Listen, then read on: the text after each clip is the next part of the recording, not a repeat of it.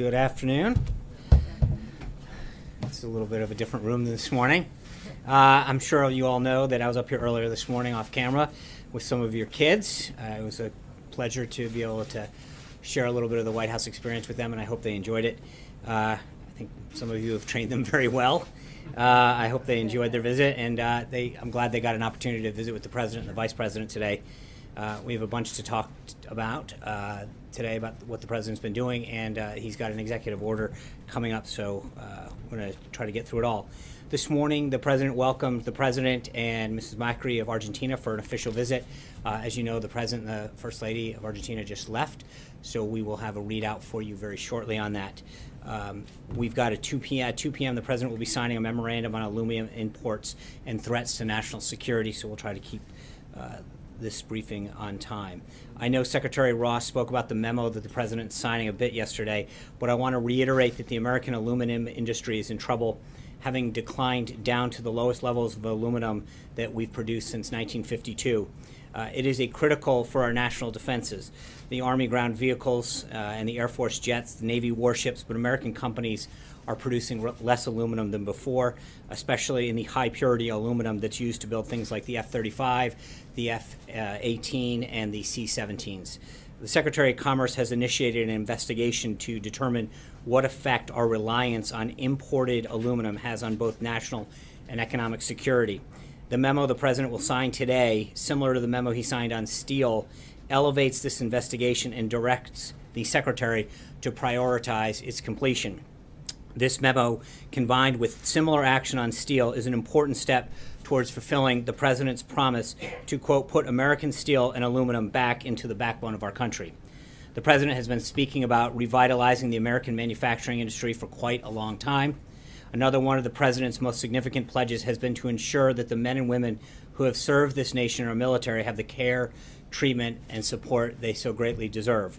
So later this afternoon, the President will go to the Department of Veterans Affairs, where he will sign an executive order that will take serious action to fix the broken VA system through the establishment of the new VA Office of Accountability and Whistleblower Protection, which will remove and discipline federal employees and managers who have violated the public's trust while protecting employees that speak out about wrongdoing.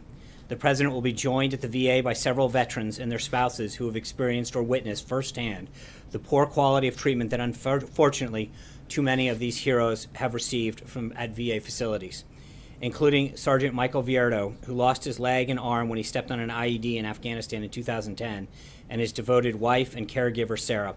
The President is making it clear that the delays and improper care experienced by these veterans is unacceptable.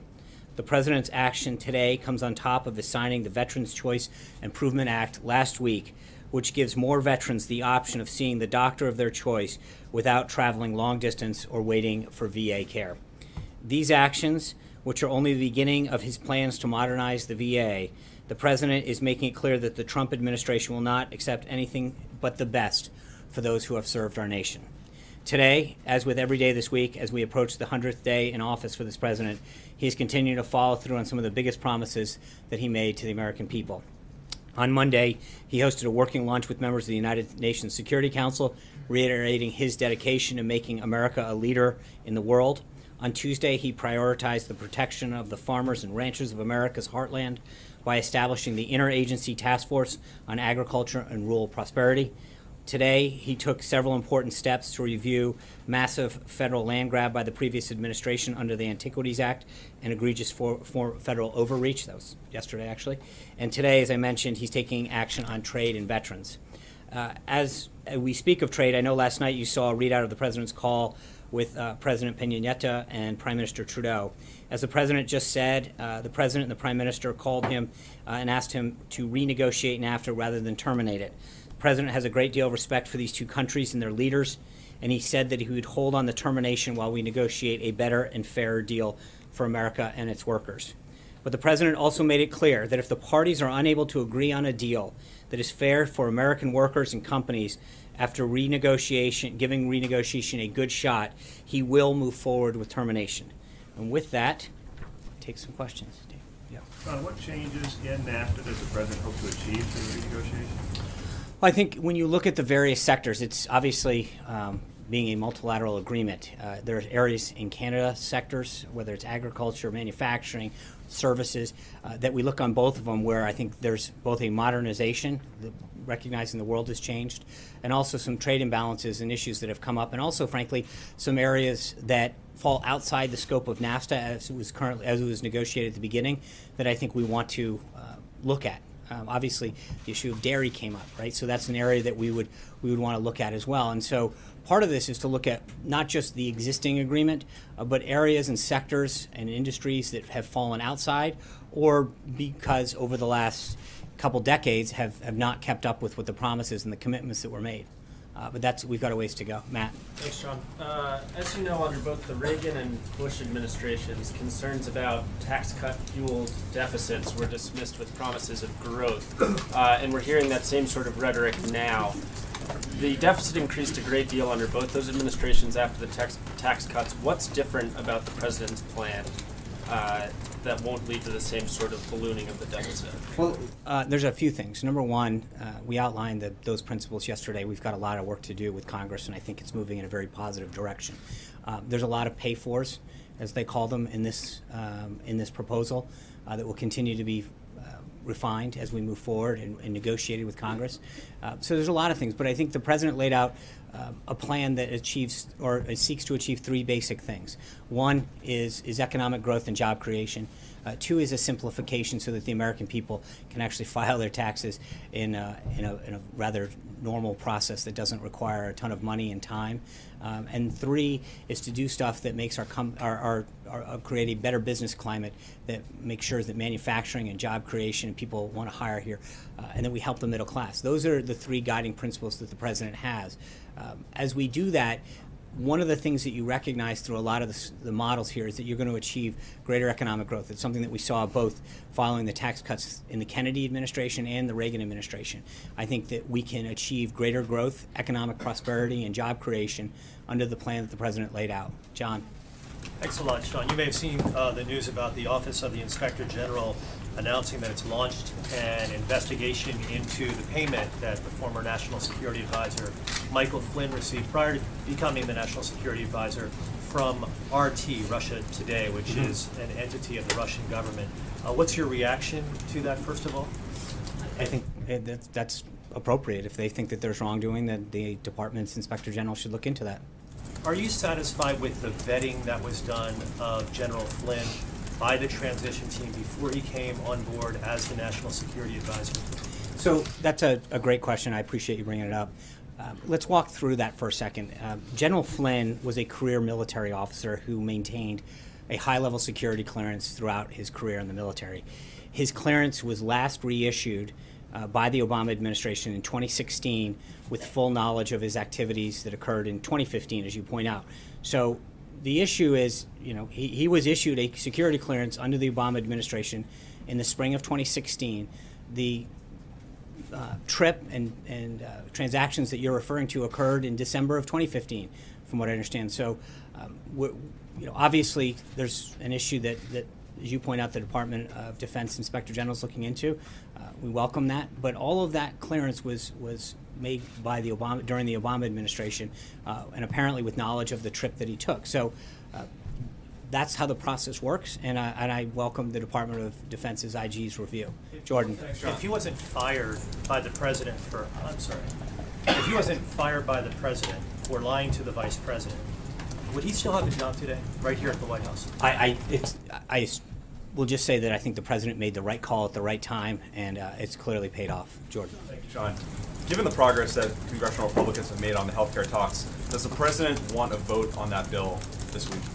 He wants a vote when they have 216 votes, and I feel very good about the progress that's being made to get to that number. And I think Speaker Ryan's comments this morning indicate that it's moving in the right direction, and that should be good news for everyone in America as we move towards a system that creates a health care system that serves us and that makes sure that premiums don't skyrocket like they are now, and that we're able to see the doctors that we want to see and have plans that have competition in them. Amen. If there's no vote this week, the president won't be disappointed. I think the president wants a vote and wants a health care system as soon as possible, but that's going to be dictated by the Speaker, the Majority Leader, and the Majority Whip in the House when they feel they have the votes. That being said, as we've now maintained for the last several days, we feel very positive about the work that's being done to get to that and the reaction that we're having.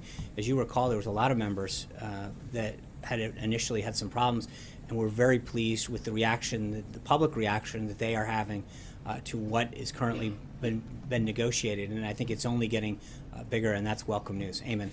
Thanks, John. On the president's tax plan, we've been getting a little bit of mixed signals here on exactly what his vision is in terms of retirement savings.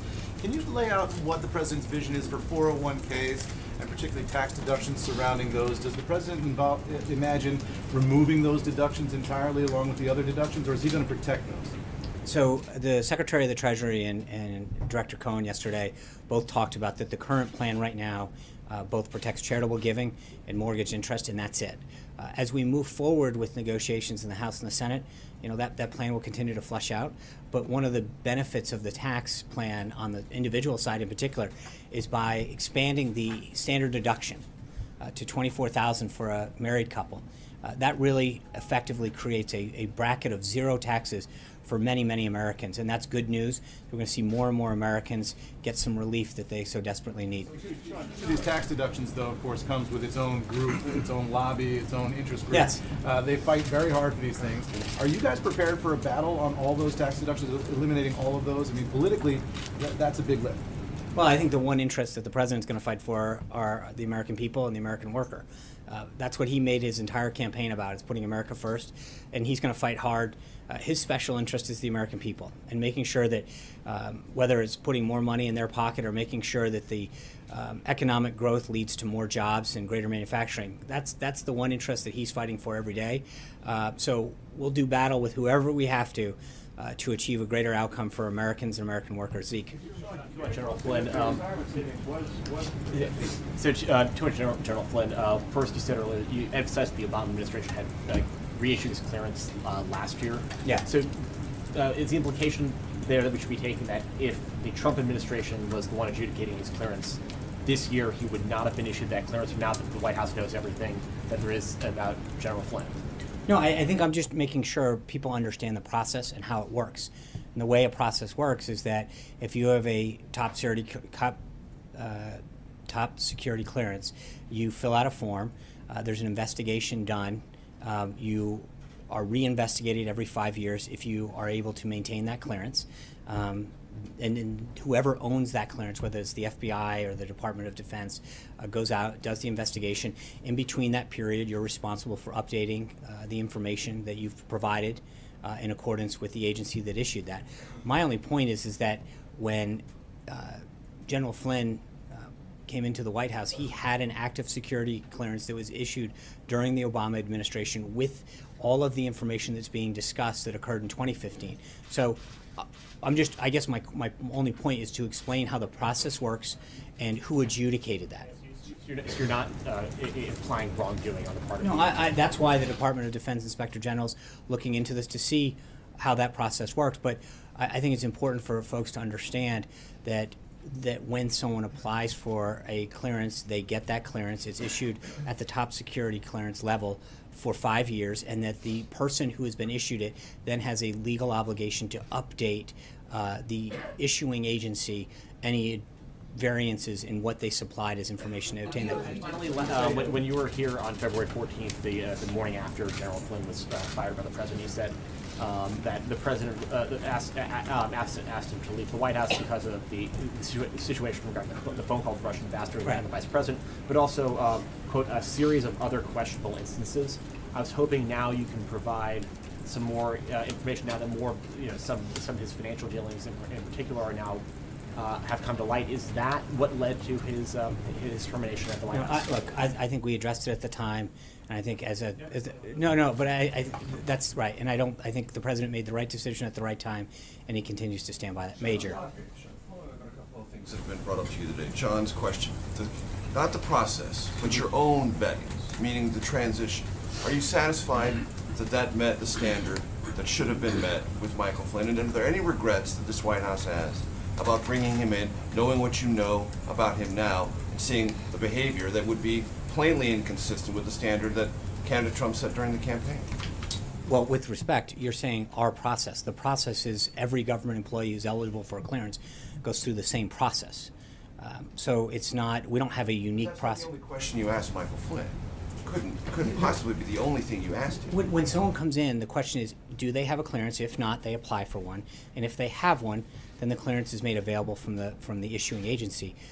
That's, you can't, the whole reason you have a clearance is so that someone is found whether or not they're. As you just said to Zeke, it was not just the episode with the Russian ambassador, it was other instances. Those things have come to light. Any regret about bringing Look, him in? I would just say the president. Have this done, and knowing what you know now, did you miss something and you regret bringing Michael Flynn in? I think the president made the right decision at the right time, and it's been pretty clear that he you know. You regret bringing No, Flynn in. I'm just saying, he made the right decision, and I think we looked forward from that decision, and the decision stands.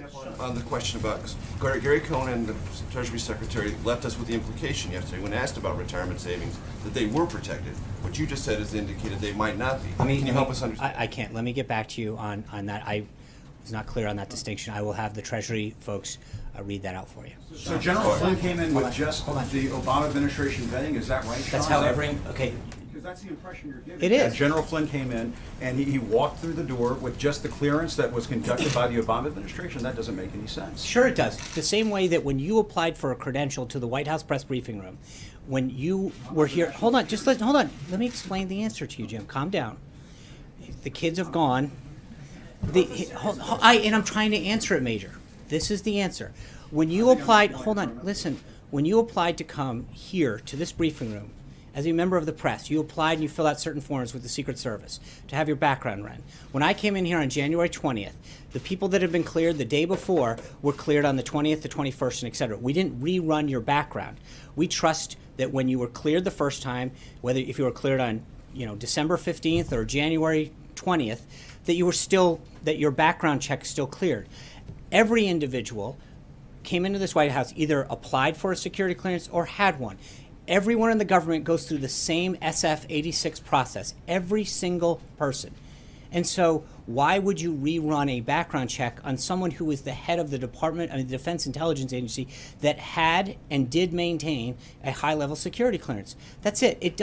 There's no difference between administrations. When you come in from one, they rerun it. The reason they grant them for 5 years is that it's a very extensive background where they check your contacts, your places of residence, your employment. They go out into the field, they do a lot of that work, and then you are required to maintain updates to that clearance. They re-adjudicate it every 5 years. That occurred in this case, and now the Department of Defense Inspector General is looking into it. That's how. Congressman Cummings accuses this White House of a cover-up. You say what? I was frankly taken back by his comments today because they're frankly not true. The Department of Defense was the issuing agency for General Flynn's SF-86. We referred them to the Department of Defense, who owns and issued his security clearance, and they got a copy of it.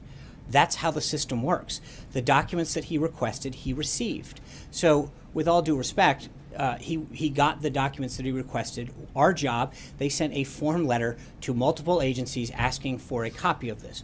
What we did was properly refer him to the issuing agency and department and said, this is where you got it, and he got it. Are there no other documents that you have at this point that could be turned over to this committee Well, that would he be asked relevant for, to this he asked, investigation? not that I'm aware of at this point. What they sent to us, they asked for the SF-86. That we referred them to the Department of Defense. That's great.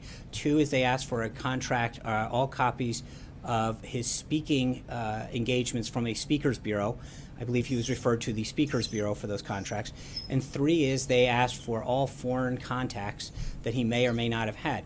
Since the incident occurred that they're questioning before his employment of the White House, I think we've complied with every document that they've looked for.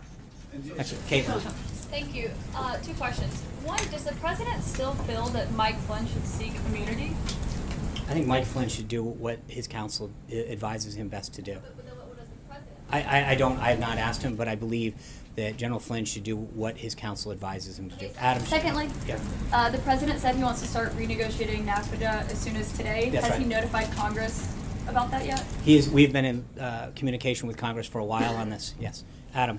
Thank you, Sean. The president speak this morning about Puerto Rico. Mhm. They're going to begin defaulting on their debt May 1st Right. without some kind of solution.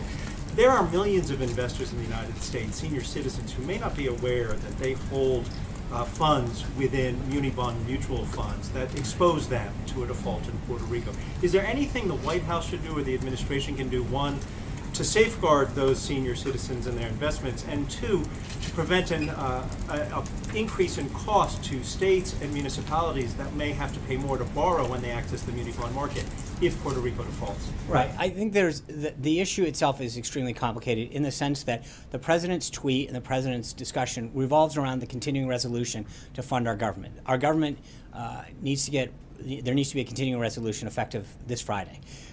The president has done everything possible, worked extremely hard with Congress to ensure that we maintain the government open, keep the government open. The Democrats at the last minute have come in and thrown a lot of monkey wrenches into the ability for this to get done, despite the president doing everything that he can to show good faith to keep this going. So it's not just a question of, they keep moving the goalpost. And the issue right now is to make sure that we do what's in the best interest of this country and our people by keeping the government open. That's the issue at hand right now, not a question of whether or not that can be dealt with. There are ways that that issue can be dealt with, but throwing in it at the last minute and trying to gum up keeping the government open is probably not the most effective way. The CR is different, but Puerto Rico defaults with or without the CR. Is the administration working with Again, Puerto and Rico? I think that is a separate issue that needs to be addressed by Congress in terms of how it gets done. I think that the method right now is to make sure that we do everything in our power to keep the government open effective Friday. George. As the tax plan evolves and we start to get details, do you believe it is a fair question for anyone to ask how that plan personally affects the president and his family? Well, I think the president's plan right now is something that every American should worry, hopefully, about how it's going to affect them. And I think when you look at the ways that this is going to benefit middle-class Americans, middle-income working Americans, grow businesses, that should be, and I think, frankly, that is the concern of most Americans out there. They're worried about their job. They're worried about whether their company's growing and expanding. They're worried about whether or not they're saving enough money and how much they're paying in taxes. And I think what the president's #1 goal right now is to provide middle-income and lower-income tax relief to Americans. And that's what his goal is, and I think that's frankly what most Americans' goal is. Cecilia. But is it a fair question to ask? I don't, that's up to every individual to ask, but I would guess that most Americans would applaud what the president's doing to spur economic growth and job creation in this country. Cecilia. If middle-income Americans should feel empowered to ask how this plan affects them, why is it that Secretary Mnuchin today could not guarantee that no one in the middle class will pay more under this proposal? I think everyone in the middle class should know that this president's plan is going to make sure that they have more in their pocket. So there is a guarantee from the White House. That's the position I of the think White House right now. That the middle-class position of the Americans White should House not is that worry about the goal of this of this president's tax plan is to provide them and lower income people with more money in their pocket and a tax cut. Yes. Thank you guys very much. I look forward to seeing you at the signing.